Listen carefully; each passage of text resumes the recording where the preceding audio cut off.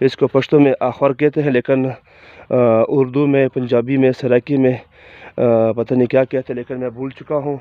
इसको आप बताएं, जो भी बताना चाहते हो कमेंट्स ज़रूर करें। इस वक्त टाइम हो चुका है 4:40 और ये जो ट्यूबवेल का जो जगह हमने बना लिया, पानी वाला ट्यूबवेल, ये ट्यूबवेल का सिस्टम है।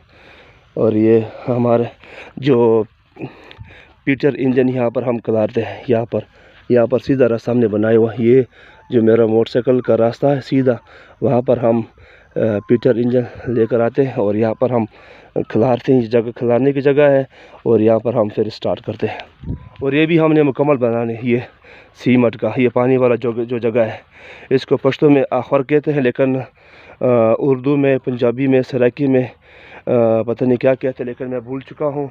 इसको आप बताएं, जो भी बताना चाहते हो कमेंट्स ज़रूर करें। ये भी हमने मुकम्मल बना लिया, ये आप देख सकते हैं ना, ये देख सकते हैं मुकम्मल। अच्छा, इसमें अगर पानी इस तरफ जाना है, इस तरफ और दरख्तों तक, तो ये हम बंद करते हैं। ये जो जगह है, ये हम दे देते हैं दरवाज़ा, ये जगह बंद करते हैं। अगर इस तरफ पानी लगाना होगा, ये दरवाज़ा उठा के इस जगह देते हैं। ये जो खुला है इस जगह, फिर इधर पानी चल जाता है।